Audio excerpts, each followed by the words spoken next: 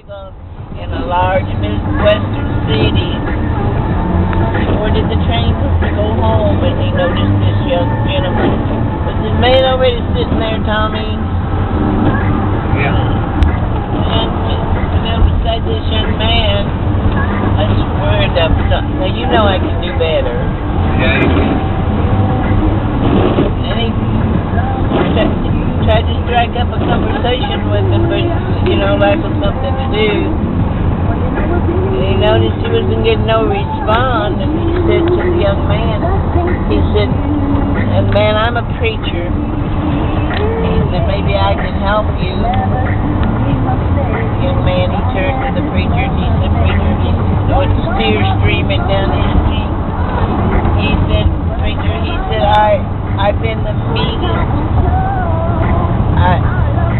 I done about everything anybody can stand to do. I don't think that's right.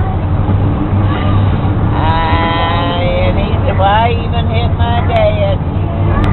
Well, my dad said to me, he said, "Son," he said, "I hate to do this, but he said, I'm going to." Because he said, "It's going to break your mama's heart." He said, "I want you to get out of here." He said, "Get out of here right now." He said, "There's nothing else we can do for you."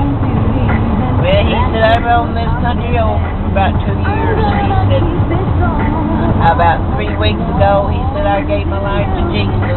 My life, heart, life to Jesus. He said, "Well, I wrote my mom and daddy a letter, and I told them what happened." He said, I asked them if I could come home. He said, I was so lonely. He said, I couldn't stand it.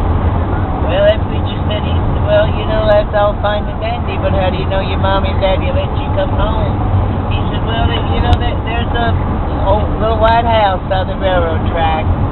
He said, "And there's an old apple tree out behind the house," he said, "that I used to play in." He said, "I told my daddy to hang a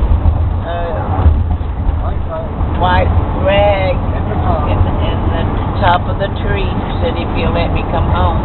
Well, he said, "Preacher, would you look out the window and see if you could tell me what you see?"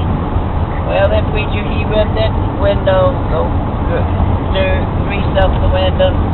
He looked out there, and he said, "Son, you can relax now." He said, "Well, I never seen anything like it." He said, "That tree," he says, "in full bloom." He said, "There's white rags hanging all over it." And he said, "Under that old tree," he said, "there sits that gray-haired old man and that woman." And he said, "They've got a big sheet that says, 'Welcome, come on home, son.'" Well, Jesus will forgive you. If you ask Jesus to forgive you, He will.